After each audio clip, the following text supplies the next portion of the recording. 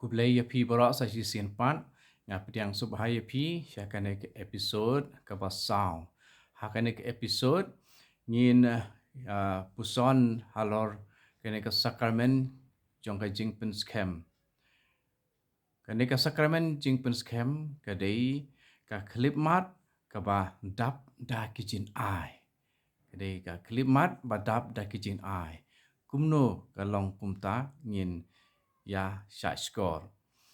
Ka Jingpynskhem kedai kapor hakaba u kena neka kena ki opdiang ya kejin ai jong umensim jong ujisu hakar kom ke bakerpang.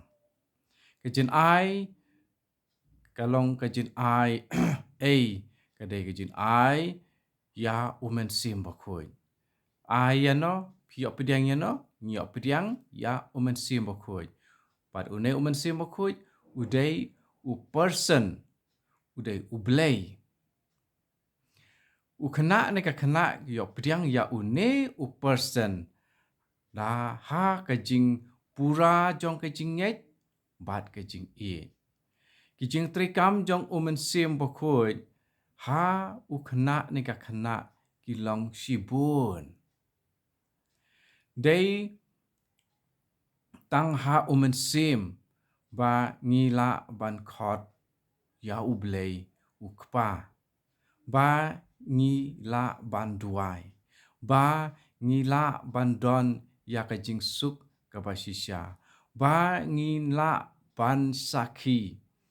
Bat ba ngila ban yap kum ki martir na kapenta ukris. Kajen ai ya umensim bakoj ha ka sakramen Jingpynskhem kapen ken mau yangi. Ya kijen ai ba ublay ula ai hangi. Bat ba u ong yangi. Ba ngin kemi syaprang. Da kajing kemi lenti na u. Kumta kane ka Khyllipmat jong kane ka sakramen kalong kaba don kaba penlong menta ha kajing long kerpang.